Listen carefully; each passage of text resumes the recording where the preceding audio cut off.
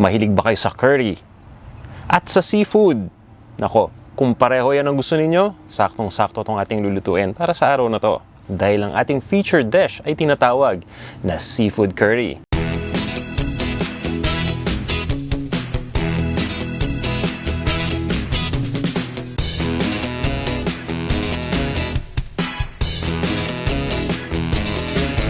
At ito yung mga ingredients na gagamitin natin para sa ating seafood curry recipe.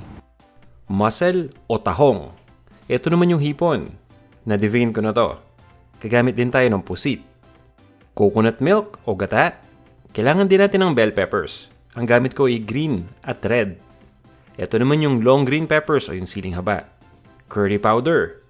Optional ingredient naman itong cayenne pepper powder. Luya. Sibuyas. Gagamit din tayo ng bawang, ng ground black pepper, at ng Knorr shrimp cube. Bukod sa mga sangkap na to, kailangan din natin gumamit ng mantika at ng patis. Ito naman yung kumpletong listahan ng mga sangkap na yan.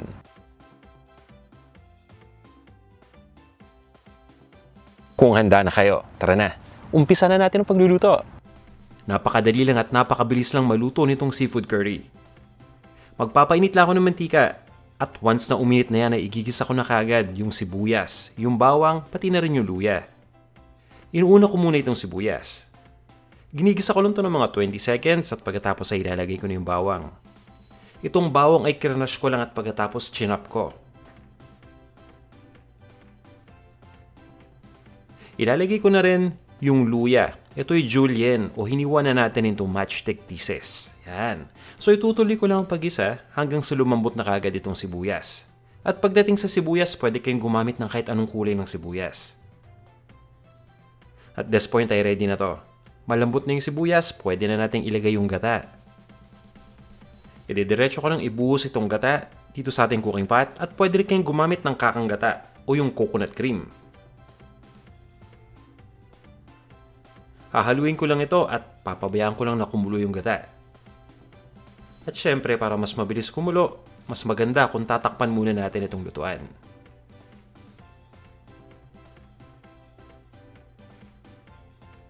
At ayan, kumukulo na yung gata, ibig sabihin, pwede na natin ilagay yung mga pampalasa. Ilalagay ko na yung curry powder.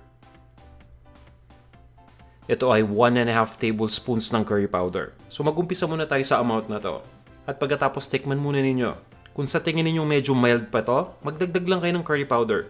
Basta ang importante, huwag nating damihan kagad. Baka kasi maging sobrang strong yung lasa. Yan, so hahaluin ko lang ito hanggang sa mag-dilute na itong curry powder dito sa gata. At maglalagay na rin ako ng Knorr shrimp cube. Yan, so hindi lang ito pang bihon o pang pansit molo o pang seafood Bicol Express, no? Pwedeng-pwede rin ito dito sa seafood curry at nakakatulong ito para magbigay ng lasa. Kaya ko ito ginagamit. Hahaluin ko lang hanggang sa matunaw. At pagdating sa dish na to, para sa akin, at personal preference ko lang naman to, no? Gusto ko yung medyo maanghang. Kaya naglalagay ako ng cayenne pepper powder. Pero optional ingredient lang ito, gaya nga ng sabi ko. Kung ayaw ninyo na maanghang, pwede na ninyong i-omit ito. Bukod dito sa cayenne pepper powder, pwede kayong gumamit ng hot sauce. Yan. So, ito na yung mga bell peppers. Gamit ko ay pula at luntian. Siyempre, para maganda sa mata, no, pag pinagsama natin itong dalawang kulay na to. Hahaluin ko lang. At ilalagay ko na yung ibang mga ingredients pa, yung mga seafood ingredients natin. Una ko ilalagay itong tahong. At importante na malinisan muna natin mabuti itong tahong bago iluto. So ang ginagawa ko, binabanlian ko lang ito ng kumukulong tubig. At pagkatapos tatanggalin ko yung mga dumi-dumi sa loob. At once na matanggal na yung dumi, huhugasan ko ulit ito ng tubig. Yan, para talagang siguradong malinis na. Hahaluin ko lang ito at sisiguraduhin ko lang na makoat na ng gata. At ilalagay ko na itong hipon. Pagdating naman sa hipon, may ulo yan at may shell, pero nahugasan ko na yan at na-devein ko na. Ibig sabihin natanggal ko na yung bituka.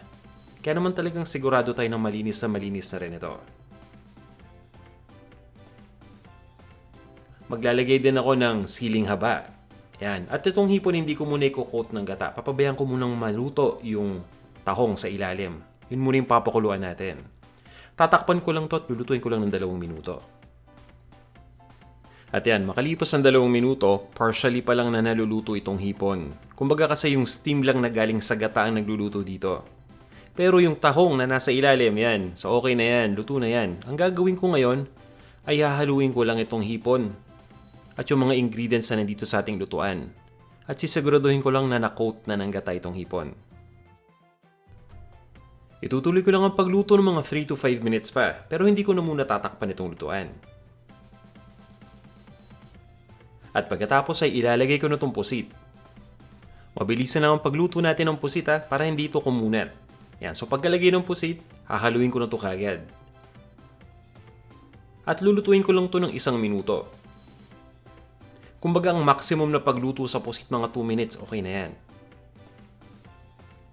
Sinisigurado ko lang na na-coat na rin ng gata yung pusit. Yan, para maluto din ito kagad.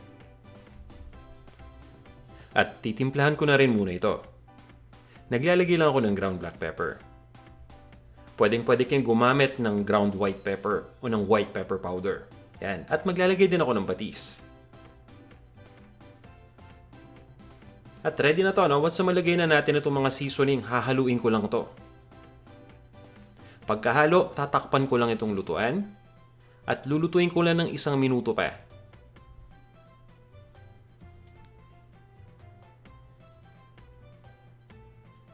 At yan, ready na to. Pwede na nating ilipat sa isang serving bowl o sa isang serving plate.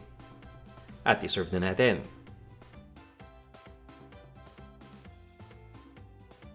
Ito na ang ating seafood curry. Napakasarap nitong iulam, lalo na kung bagong luto yung kanin natin. Tara na, kain na tayo! Sana'y nagustuhan niyo itong ating version ng seafood curry. Ako, napakasarap niyan at malinamnam pa. Kung hindi niyo pa ito natatry, subukan niyo na itong ating recipe. Sigurado ako tataob yung kaldero ninyo. Kumbaga, ubos yung kanin. Ayan.